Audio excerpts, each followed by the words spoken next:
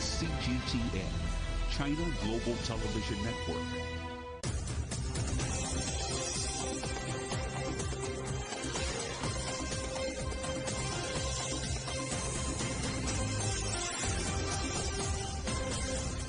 Live from London, this is The World Today. Hello, I'm Naweed Jabarkil. Our top stories this hour. US President Joe Biden speaks with Ukraine's Volodymyr Zelensky as diplomatic efforts continue amid fears of a Russian invasion. Locked in a standoff, police move in and make arrests in a bid to end a blockade on the US-Canada border. More history made at the Beijing Winter Games, but heavy snow delays some competitions. And music, masks and memories. One of the world's oldest carnivals returns to the floating city as COVID fears ease. Lots of people all together without masks are part of this, and so it's really nice. US President Joe Biden is speaking to Ukraine's Volodymyr Zelensky right now as Western leaders ramp up their diplomatic efforts amid fears of a Russian invasion. This week, German Chancellor Olaf Scholz will continue European efforts to defuse the crisis with visits to both Kiev and Moscow. It comes as Washington defended the US decision to evacuate its embassy staff despite Ukrainian calls for calm. Well, our correspondent Michael Voss is following the story and joins me now. Michael, some differences perhaps between what the Americans are saying and some of their European allies. What's the latest in terms of this important week? Well, as you say, we now have discussions taking place between the Ukrainian president and the US president going on right now. Only yesterday, President Zelensky said he had not received any of the US intelligence that said that an invasion was imminent, and is critical of the US for what he says raising tensions and perhaps creating problems with calm inside the Ukraine. Now, when Germany's Chancellor Olaf Scholz goes to Ukraine on Monday, he could get a frosty reception. Ukraine has accused Germany of hypocrisy, saying that while they will not send arms to the Ukraine, they have in the past sent dual-purpose equipment to Russia. On the European front, the one dissenting voice comes out of Hungary. Their president, Viktor Orban, gave a speech on Saturday saying that sanctions against Russia are a dead end and that without cooperation with Russia, Europe is anemic and stagnant. And he also warned of a possible mass influx of hundreds of thousands of Ukrainian refugees if a conflict does get underway. At the moment, though, the only people leaving the Ukraine are mainly foreigners after at least a dozen countries have told their people to get out. There's been a steady stream of foreign nationals leaving Ukraine, though it's far from a mass exodus, and opinions are mixed as to just how dangerous the situation is. I think there's a lot of stuff going on Facebook and Instagram and news that I can't really, decipher what's true and what's not. So for me to gauge what I believe is real is look out the window. I don't see anyone in fear in Ukraine. Everyone is just getting on with their life. My eldest son is in Australia. He follows and watches the news and he panicked. He said, "Mum, get back. The situation is getting worse and it may be dangerous." So yes, we've panicked. In the pro-Russian rebel-held Donetsk region in eastern Ukraine, the US observer staff from the Organization of Security and Cooperation in Europe, the OSCE, have pulled out amid fears of an imminent Russian invasion. But as people leave, more military supplies are arriving in Ukraine. This US cargo plane landed at Kiev's airport carrying weapons and ammunition as part of a $200 million security package. At a joint US, Japan and South Korea meeting on Saturday, the US Secretary of State gave more details of the discussions with his Russian counterpart. Foreign Minister Lavrov said that Russians are working on a response to the paper that we sent to Moscow more than 2 weeks ago, proposing concrete areas for discussion. It remains to be seen if they'll follow through on that, but if they do, we'll be ready to engage. While high-level discussions continue in a bid to avert a war, The Russian military are now well into their 10-day-long exercises close to Ukraine's border. One reason why the US has warned an invasion could happen within days. Ukrainian forces are holding their own drills, with civilians also receiving basic military and medical training. Ukraine's Prime Minister addressed the nation on Saturday, urging people not to panic. There was no talk of an imminent invasion, though he did list a range of other Russian provocations. The war waged against us is not just about soldiers and weapons. It has a number of dimensions. The gas crisis in Europe, the depreciation of our currency, cyber attacks on government resources and critical infrastructure, paid rallies. These are all elements of a hybrid war, and the worst of those is misinformation with panic. There was a mass rally in Kiev on Saturday, coming together in support of the government. For the moment, it appears Ukrainians are heeding their Prime Minister's message, because despite Russia's military build-up and the West's withdrawal of citizens, there are few signs of mass panic in the country. And Michael, President Biden's talks happening a day after he spoke to his Russian counterpart, the first conversation they've had since late December. There is this growing concern among the intelligence community here in the UK as well as the US now about a possible false flag event or some pretext to war in the coming days. Is that likely, do you think? Well, we haven't seen the intelligence, just as the Ukrainians haven't, but certainly the Americans are saying that there are all the indications are that Russia could be moving as early as Tuesday or Wednesday to invade, or a false flag operation. Although, at the same time, this may be part of the Americans covering their back. They are saying that they don't believe that President Putin has authorized this yet. And remember, they failed to predict the rapid takeover of the Taliban in Afghanistan. They were really caught by surprise with that. So I think there is also a feeling that they want to make sure that they are at least prepared if the worst does happen. OK, Michael Voss following the story from us in London. Thank you.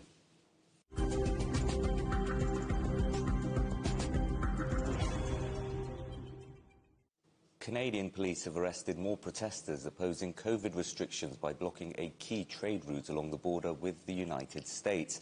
The court order had failed to end the blockade and saw a tense standoff between the demonstrators and police.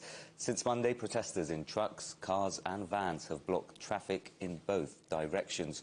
Our reporter Will Denslow is in Ottawa for us. Hi Will, the authorities making these arrests now on the border, perhaps invigorated by that court order. Why is it decided to move the convoy on now? That's right. Well, we've seen a tweet from Windsor Police, who have jurisdiction around that Ambassador Bridge area, and they said early on Sunday morning they have a zero tolerance for illegal activity. Arrests are being made, urging the public to clear the area. Now, you so rightly mentioned that court injunction that was issued on Friday calling for this bridge to be cleared. Of course, it's an incredibly significant bridge. Around $300 million worth of trade goes back and forth between the US and Canada over that bridge every single day. It's around 25% or so of trade between the US and Canada is done over that particular piece of infrastructure. So it's incredibly significant. Now, after that injunction was posed on Saturday morning, we saw some trucks, some big rigs start to leave that bridge. But as we went further into Saturday, we saw more protesters gathering there in solidarity. These truckers that several weeks ago started this freedom convoy, calling for this mandate for truck drivers crossing the US and Canada to be vaccinated, to be scrapped. That, of course, since then has morphed into a wider call for COVID restrictions to be eased. Now, what we're seeing on Sunday, though, is clearly a stronger move from the police to start to clear protesters to try and get this bridge open. Of course, we have had warnings from Justin Trudeau, the Canadian Prime Minister, who said recently that it was time for protesters to go home and that there would be an increasingly robust police presence. Well, it's been pretty interesting in the digital age with social media how similar demonstrations have been inspired here in Europe, in New Zealand as well, as far away as that. What's happening there in Ottawa, the epicentre of where this all started, and across the rest of Canada as well? Well, what we're not seeing in parts of Europe or parts of Australia and New Zealand is a frostbite warning to be in effect, which is the case right here in Ottawa. But as you can see behind me, there's still these trucks have not moved. They've been here now going into a third straight weekend, and there's a real message of defiance from protesters. It's a little quieter this morning, but last night there were thousands of people on the streets behind me.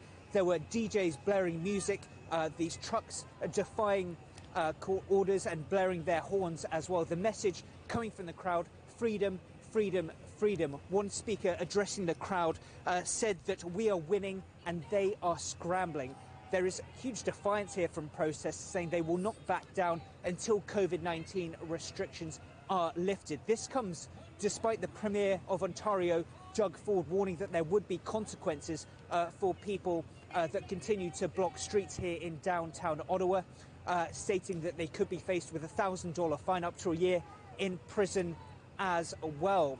Of course, what we're also seeing over this weekend is counter-protesters taking to the streets, calling for these truckers to go home. So what we're seeing is a huge polarization. Those here are absolutely adamant that COVID-19 mandates are damaging to society. A huge amount of protesters on the other side saying that they're wrong, that these are they're necessary, and the tactics used by these demonstrators behind me are wrong as well. So a huge amount of polarization. Obviously, here in Ottawa is a focal point. There have been at least a dozen similar demonstrations across Canada. And as you so rightly mentioned, it's a movement that's caught wind around the world as well. OK, thanks for that, Will. Will Denslow for us live in Ottawa. A copycat convoy also protesting COVID restrictions has left Paris and is heading towards Brussels. On Saturday, they breached police defences and snarled traffic in central Paris. Around 150 vehicles are now on their way to the Belgian capital. Meanwhile, South Korea has reported a daily record of more than 56,000 COVID cases. Authorities have warned that the number could triple by the end of this month. The government has restricted private gatherings to 6 people and has required unvaccinated people to eat alone at restaurants. Hong Kong authorities say children from the age of 3 will be eligible for COVID vaccines from this week, following the death of a 4-year-old child. It comes as suspected infections hit 2,000 on Sunday, with over 1,300 confirmed cases. Authorities also warned food supplies could be disrupted as a number of truck drivers have tested positive. China's helping Hong Kong with testing and quarantine capacity amid fears the city's health services could be overwhelmed. Switzerland is holding a referendum on whether to ban smoking adverts to protect young people. A quarter of the population uses tobacco there. That's far higher than in any other European country, and it kills nearly 10,000 Swiss people a year. A special session of German Parliament has re-elected the country's President Frank-Walter Steinmeier for a second 5-year term. China's President Xi Jinping has sent him a congratulatory message, highlighting that this year China and Germany will celebrate 50 years of diplomatic relations. 6 opposition parties in Turkey have joined forces to mount a challenge against President Recep Tayyip Erdogan in the country's next election. CGTN's Michal Bardavid reports from Istanbul.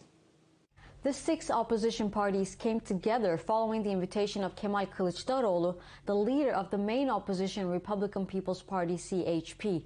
2 key attendants were Ali Babacan and Ahmet Davutoğlu, 2 former ministers of the ruling AK Party who served as the economy and prime ministers respectively. The leaders are working on a strengthened parliamentary system that Turkey can transition to if opposition parties manage to secure a victory in the upcoming 2023 parliamentary and presidential elections. Turkey adopted a presidential government system in 2018 following a referendum.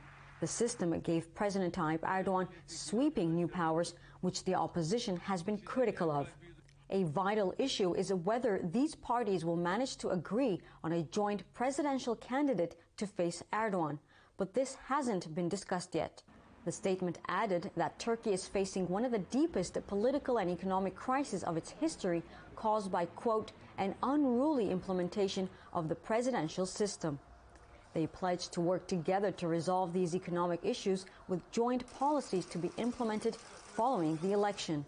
The Turkish lira lost about 44% of its value last year, and inflation stood at 48.7% in January. The opposition also noted the importance of building a democratic Turkey where fundamental rights were guaranteed within the framework of EU norms. The 6 opposition leaders also announced that they will present the Memorandum of Understanding of the strengthened parliamentary system to the public on February 28th. I'm Michal Barduit for CGTN in Istanbul. Still ahead here on CGTN. Masks on, thousands of people revel in Venice as annual carnival celebrations return after a 2-year pause.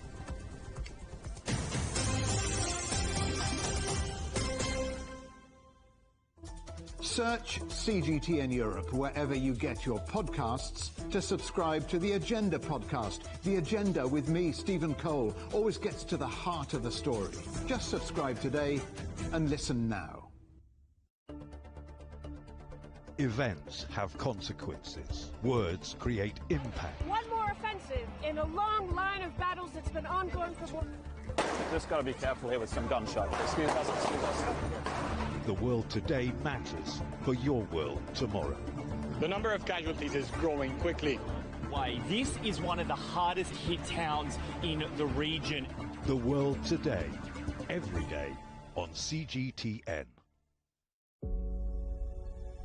Facing the unknown is always difficult. In a world in turmoil, it's easy to lose orientation. But when the storms come, we have to see the possibilities. Reinvent. Find new opportunities. Discover a path forward. CGTN. See the difference.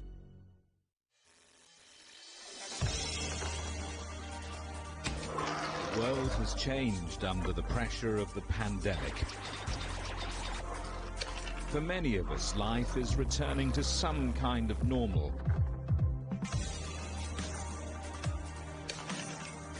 As we're adapting to changes in all of our lives, let Global Business Europe be your guide to the new normal.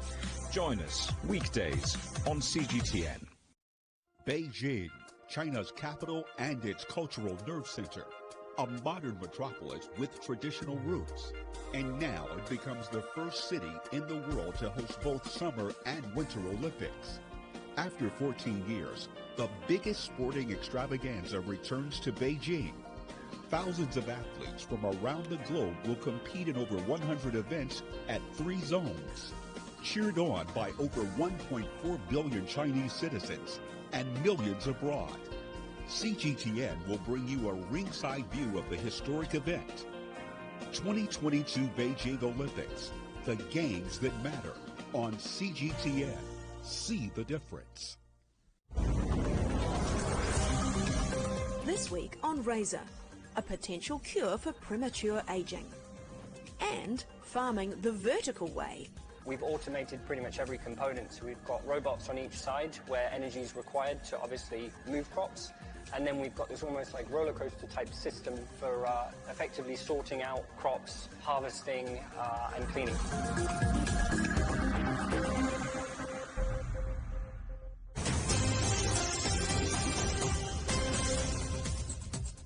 Welcome back. A reminder of our headlines. US President Joe Biden is speaking with Ukraine's Volodymyr Zelensky as diplomatic efforts continue amid fears of a Russian invasion. Locked in a standoff, police move in and make arrests in a bid to end a blockade on the US-Canada border. Music, masks and memories. One of the world's oldest carnivals returns to the floating city as COVID fears ease.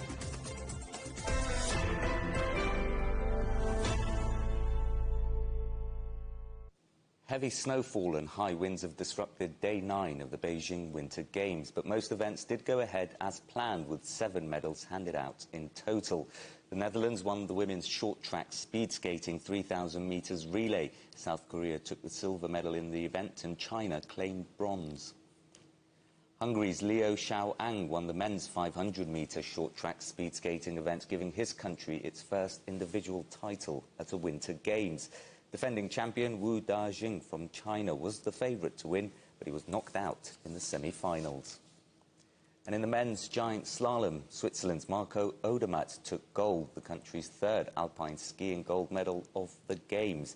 He credits his win by just 19/100ths of a second to a risky last-minute decision to change his skis. And figure skater Kamila Valieva has testified via video link at an appeal hearing that will decide if the 15-year-old Russian star can still compete at the Beijing Olympics. A decision is expected on Monday. The World Anti-Doping Agency is also set to investigate the teenager's entire entourage. Well, the Chinese skeleton team have made breakthroughs at the Beijing Games. Wengen won bronze, China's first ever Olympic medal in the sport that's largely been dominated by Europeans. CGTN's Feng Yilei reports on a team that formed just 7 years ago. The young Chinese skeleton team has made history at the Olympics. Wengen collected China's first Olympic sliding medal. He says it was a fighting spirit that won him a place among strong rivals. I was in a passive situation, but I did my best to withstand the pressure in the last round and finally won a bronze medal. I think this is also training for me, making me realize that I need to go beyond the limits, psychologically and spiritually, to stay in a stable condition. The medal winner says it is not simply a home advantage that led to China's rapid progress on the track.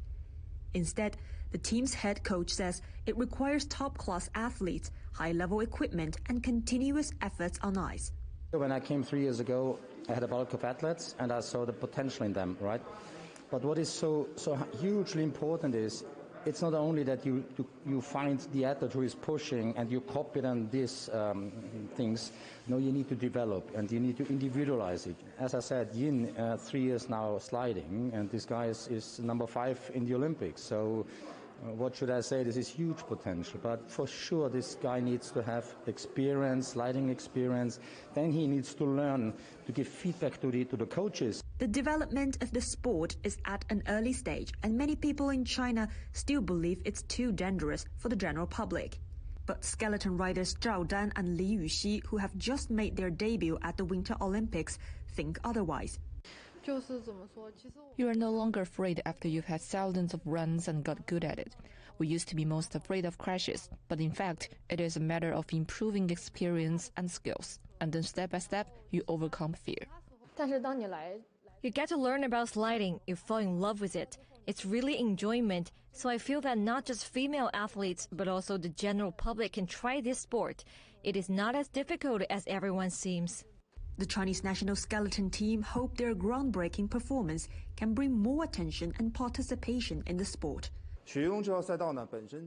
The Snow Dragon has a lower starting point for tourists on the track, from which I believe everyone can safely reach the finishing line while experiencing the fun of the speedy sport.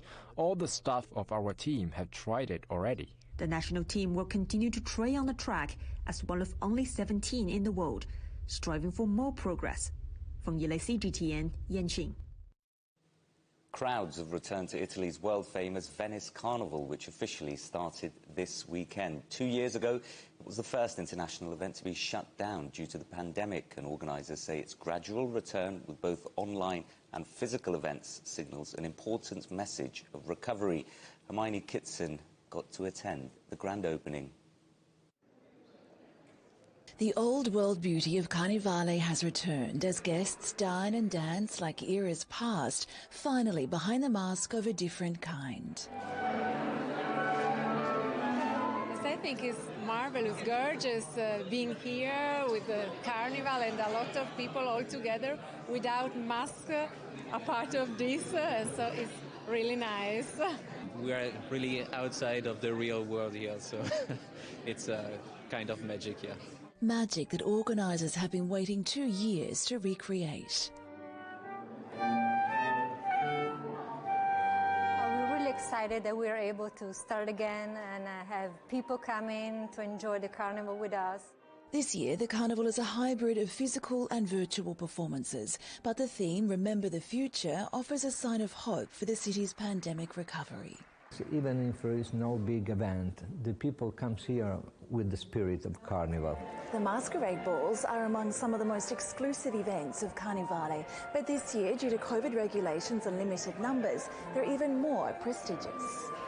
We are about between half capacity or 2/3 of capacity in normal bulls and regular times, yeah. It's better than nothing, yeah.